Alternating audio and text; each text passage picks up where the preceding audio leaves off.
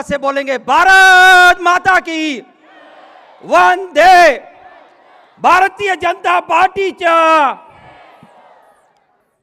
माननीय लाडले मुख्यमंत्री देवेंद्र फडणवीस जी, माननीय रविंद्र चव्हाण जी, श्री कुमार आलानी जी,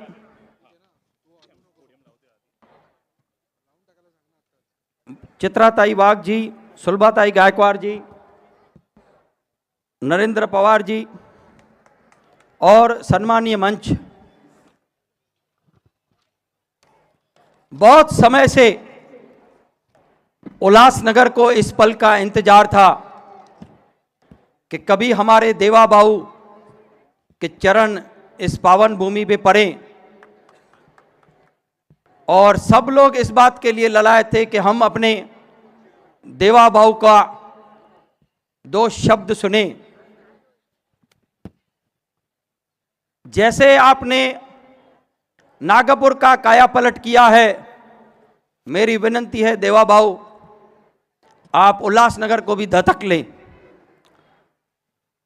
वैसे तो कहने में उल्लासनगर उल्लास उल्लास उल्लास है, लेकिन हमारी अभी भी कुछ तकलीफें शेष है जो सिर्फ आपके द्वारा ही दूर की जा सकती हैं। सीमेंट कंक्रीट की सड़कें बननी चाहिए, धोखादायक बिल्डिंगें का रीडेवलपमेंट होना अति आवश्यक है। आपने हमें 3,500 घर प्रधानमंत्री आवास योजना में मंजूर करके दिए हैं। हम आपसे उम्मीद करते हैं कि आप हमें 15,000 घर और मंजूर करके देंगे। शहर में झोपड़पट्टी बहुत बड़ी तादाद में है, जिनका स्लम रिहेबिलिटेशन के तहत पुनर्विकास बहुत आवश्यक है। शहर को रिंग रोड की आवश्यकता है, सभी रिंग रोड जो है वो एलिवेटेड बनने चाहिए। उल्लासनगर में सेंट्रल हॉस्पिटल में 202, कामगार हॉस्पिटल में 100, गवर्नमेंट मैटरनिटी हॉस्पिटल में 100 और उल्लासनगर महानगर पालिका के सुपर स्पेशलिटी हॉस्पिटल में 100 बेड्स इस समय पे उपलब्ध है। टोटल 502 बेड होते हुए भी हमें हमारे हक का मेडिकल कॉलेज नहीं मिला है जो अंबरनाथ में दिया गया है। मेरी आपसे विनती है कि उसे उल्लासनगर के साथ जोड़ा जाना चाहिए। साथ में नर्सिंग कॉलेज, फिजियोथेरेपी कॉलेज, दिव्यांग रिहेबिलिटेशन सेंटर और आपके सीएम रिलीफ फंड की एक यहाँ ऑफिस होनी चाहिए। वाल्दुनी नदी और उल्लास नदी पे रिवर फ्रंट बनना चाहिए। पानी पुरोठा का हमारे खास करके 4 और 5 नंबर में बहुत तकलीफ है। एक दिन 4 नंबर में पानी आता है, एक दिन 5 नंबर को पानी मिलता है। तो हमें उल्लासनगर को पानी का अपना स्रोत कृपया दीजिए। शहर में अंडरग्राउंड इलेक्ट्रिसिटी की केबल्स डालने के लिए रिवैम्प डिस्ट्रीब्यूशन सेक्टर स्कीम को मंजूरी दीजिए। साथ में आपने मेट्रो 5 की तो मंजूरी दे दी है, साथ में मेट्रो 14 बदलापुर तक आ रही है, उसे भी उल्लासनगर में लाइए। उम्मीद है देवा बाबू आपका आशीर्वाद हम पर सदा बना रहे। जिनको सुनने के लिए आज पूरा उल्लासनगर कब से इंतजार कर रहा है और आज इसके बाद और 5 सभाएं जहां पे इन्हें पहुंचना है। मैं मेन पोडियम लगाने के लिए रिक्वेस्ट करूंगा। Can you have the Bharat माता की, भारत माता की, छत्रपति शिवाजी महाराज की, धर्मवीर छत्रपति संभाजी महाराज की, भारत रत्न डॉक्टर बाबासाहेब आंबेडकरांचा, भारत रत्न डॉक्टर बाबासाहेब आंबेडकरांचा, आयो लाल सबही कयो,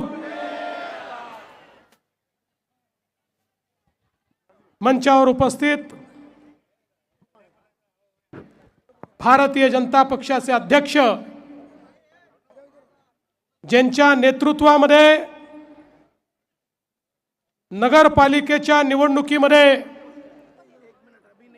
भारतीय जनता पार्टी महाराष्ट्रात नंबर 1 चा पक्ष झाली आणि आता ज्यांच्या नेतृत्वामध्ये महानगरपालिकेतही भाजपा पहिल्या नंबरचा पक्ष होणार आहे, ते आपले महाराष्ट्राचे अध्यक्ष रवींद्र चव्हाणजी, आमच्या उल्हासनगरचे लोकप्रिय आमदार कुमार ऐलानीजी, सन्माननीय आमचे आमदार किसन कथोरेजी, आमदार सुलभाताई गायकवाड, माजी आमदार नरेंद्र पवार, राजेश भाई, तेजश्रीताई करंजुले, गुलाबराव करंजुले, उद्धव भाई रूपचंदानी, प्रदीपजी रामचंदानी, धनंजय बोडारे, नरेंद्र राजानी, मनोहर खेमचंदानी, चरण सिंग टाक, अमर लुंड, या ठिकाणी मंचावर उपस्थित सर्व मान्यवर आणि मोठ्या संख्येने उपस्थित असलेल्या माझ्या तमाम लाडक्या बहिणींनो आणि तितक्याच लाडक्या भावांनो, आज उल्हासनगरच्या निवडणुकीच्या निमित्ताने आपण सगळे या ठिकाणी एकत्रित आलो आहोत। ये चुनाव उल्हासनगर के उम्मीदवारों के भाग्य का चुनाव नहीं है, ये उल्हासनगर वासियों के भाग्य का चुनाव है। उल्हासनगर कैसा होगा, उसका अस्तित्व कैसा होगा, इसका विचार करने के लिए ये चुनाव 15 तारीख को संपन्न हो रहा है। ये उल्हासनगर एक बहुत ही महत्वपूर्ण ऐसा शहर है, विशेष रूप से हमारे जो सिंधी भाई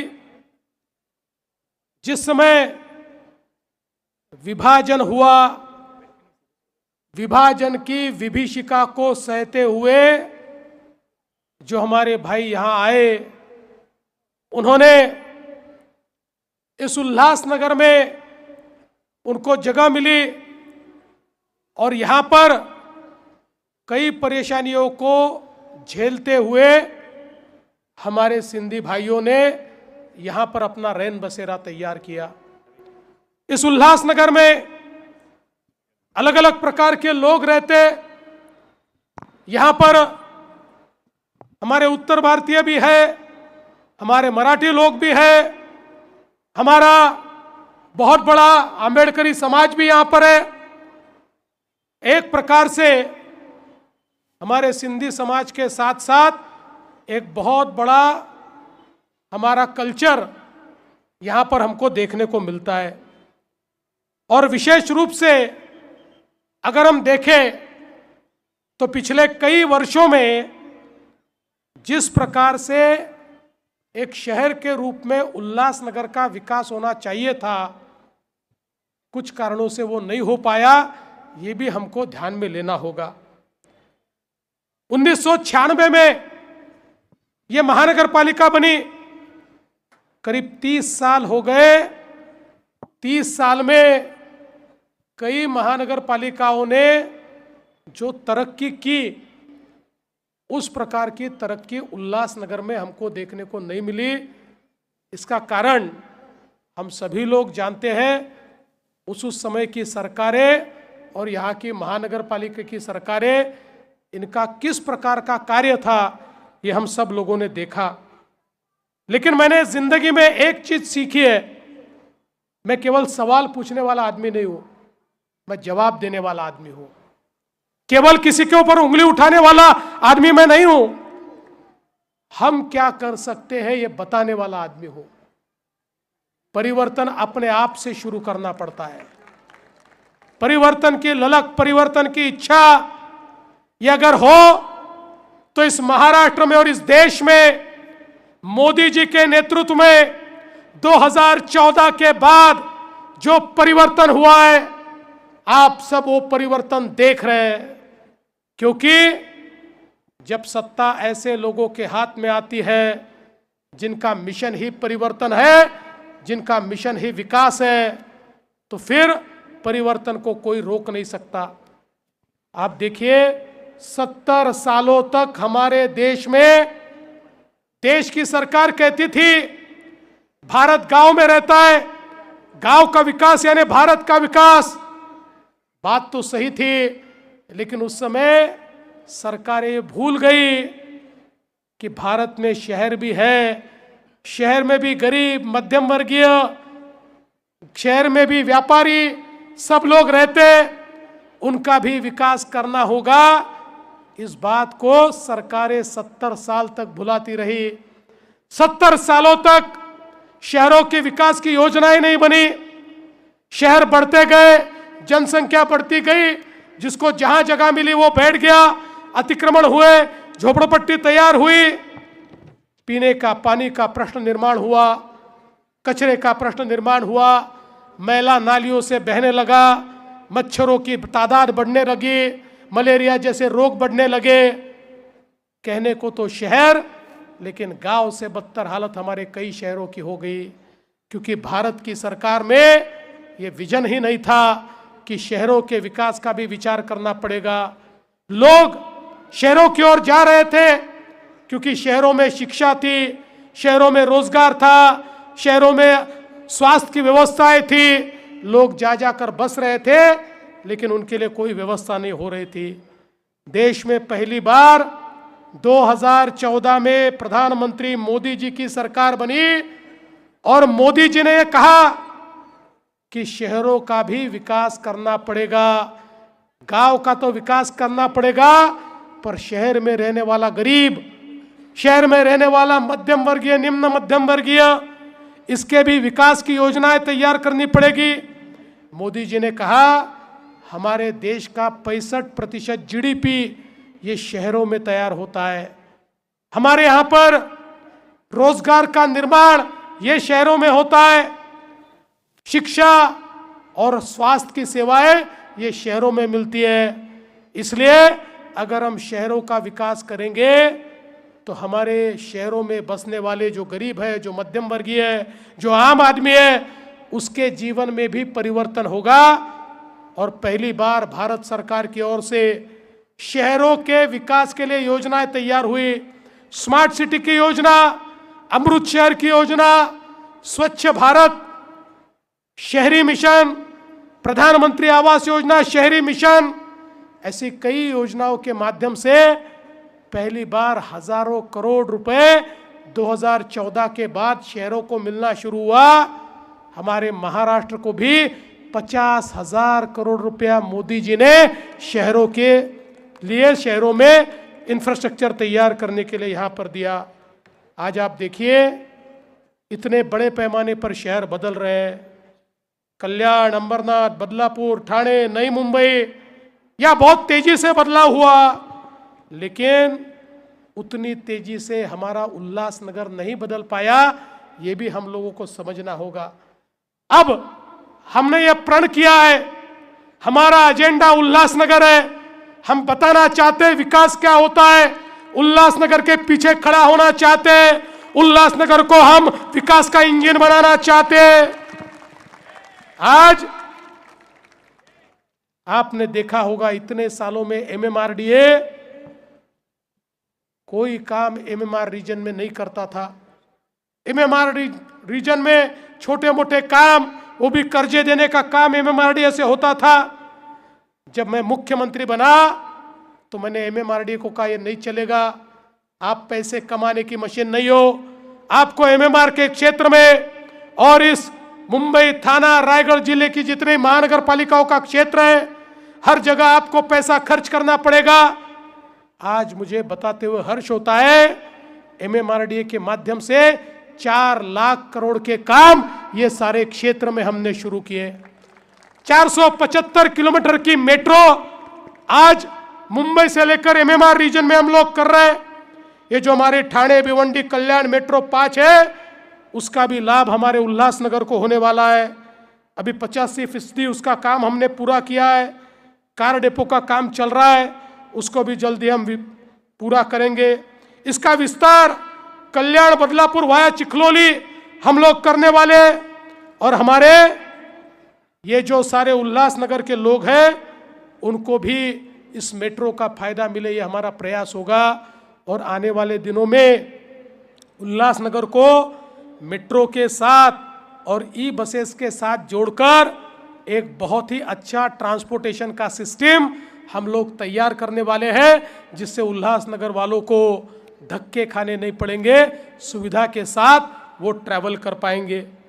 आज आप देख सकते हैं, मोदी जी ने अमृत में हमको पैसे दिए, तो आज अमृत 2 के अंतर्गत हमारे उल्लासनगर में 848 करोड़ रुपए ये सीवेज ट्रीटमेंट प्लांट के लिए हम लोगों ने दिए। 848 करोड़, इससे पहले इतना पैसा नहीं मिलता था, लेकिन मोदी जी ने एक एक शहर को 1000, 1500, 2000 करोड़ रुपए दिए।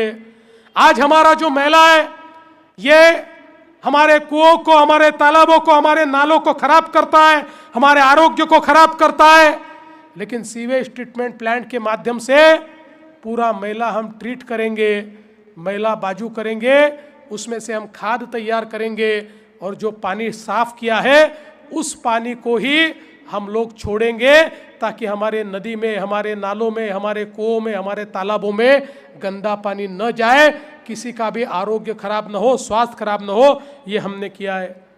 आज आप देख सकते हैं, जल पूर्ति के लिए उल्लासनगर को 621 करोड़ रुपए की योजना हमने दी है, जिसके माध्यम से हमारा प्रयास है आने वाले दिनों में उल्लासनगर के हर घर में पीने का पानी जाए। लेकिन एक और उसमें प्रश्न था, ये हमारे एमएमआर रीजन में जो पानी आता है वो थोड़ी जगह से आता है, कुछ हमारे जो ऐसे डैम है इस पर ही सारी महानगर पालिकाएं टिकी हुई है, और महानगर पालिका एक दूसरे से लड़ रही है, मुझे थोड़ा और पानी दे दो, मुझे थोड़ा और पानी दे दो। इतने सालों में हमारे लिए नया स्रोत तैयार नहीं हुआ, लेकिन आपके आशीर्वाद से मुख्यमंत्री बनते बराबर मैंने इस एमएमआर रीजन के लिए पोशीर और शिलार ये 2 नए डैम मंजूर किए, उसका टेंडर किया, उसका काम शुरू किया। अब एमएमआर रीजन की जो महानगर पालिकाएं हैं, इसको 2050 तक जितना पानी लगेगा उतना पूरा पानी इन डैम के माध्यम से हम देंगे। आने वाले दिनों में चाहे वो उल्लासनगर हो, चाहे कल्याण डोंबिवली हो, चाहे नवी मुंबई हो, चाहे पनवेल हो, कहीं पर भी पीने के पानी की किल्लत नहीं होगी। इसके लिए पूरी व्यवस्था हमने की है, और इसके साथ साथ 621 करोड़ रुपए की पाइपलाइन की व्यवस्था करके हम ये प्रयास कर रहे हैं कि उल्लासनगर के हर घर में हम साफ पानी वहां पर दे। और जलापूर्ति के स्रोत निर्माण के लिए भी 220 करोड़ रुपए हमने दिया है। प्रधानमंत्री आवास योजना के तहत प्रेमनगर, टेकड़ी, संतोष नगर, यहाँ पर 3578 मकान बनाने के लिए 724 करोड़ रुपए हमने दिए। मैं तो कुमार जी आपको कहना चाहता हूँ, हमारे प्रधानमंत्री जी ने अब प्रधानमंत्री आवास योजना के तहत महाराष्ट्र को 30 लाख मकान दिए। 30 लाख, पिछले 1 साल में 30 लाख। अब हमारे उल्लासनगर में जितने गरीब हैं, जो झोपड़े में रहते हैं या गरीब है या बेघर है, इन सब के लिए आप प्रधानमंत्री आवास योजना की स्कीम तैयार कीजिए। आप जितने घर मांगेंगे उतने पूरे घर हम आपको देंगे, कोई गरीब बिना घर का नहीं रहेगा। अब मोदी जी ने उतना पैसा अपने को दिया है। आज आप देख सकते हैं, उल्लासनगर कल्याण बदलापुर स्टेट हाईवे पर जो फ्लाईओवर है उसको 555 करोड़ रुपए हमने दिया, और एमएमआरडीए के माध्यम से 8 रस्तों के कंक्रीटीकरण को 100 करोड़ रुपए हमने दिया है। मैं जब आया तो कुमार भाई मुझसे कहने लगे, भाई साहब आप पहला काम कीजिए, हमारे रास्तों पर बहुत गड्ढे पड़ते हैं, हमारे रास्तों को कंक्रीट का रास्ता बनाइए। कुमार जी मैं आज ही आपको कहता हूं, आप पूरे उल्लासनगर के डीपी रोड के कंक्रीटीकरण का प्लान तैयार कीजिए, उसको जितना पैसा लगेगा उतना पैसा हम देंगे। उल्लासनगर को बदलकर हमको दिखाना है। आज उद्यान के लिए, गोल मैदान उद्यान में उद्यान के लिए 88 करोड़ रुपया, स्पोर्ट्स कॉम्प्लेक्स के लिए 34 करोड़ रुपया, पीएम ई बस के लिए 18 करोड़ रुपया, सिंधी भवन के लिए 3.61 करोड़ रुपया, नगर निगम की बिल्डिंग के लिए बड़े पैमाने पर यहाँ पर अपन ने मदद की है, और उसके साथ साथ कई भवन यहाँ बनाए जा रहे हैं जिसके लिए 80 करोड़ रुपए भी यहाँ पर दिए गए हैं। हमारे उल्लासनगर में हमारी जो पुरानी बिल्डिंगें हैं जिसको अवैध करार कर दिया गया है, उसका भी एक बहुत बड़ा प्रश्न है।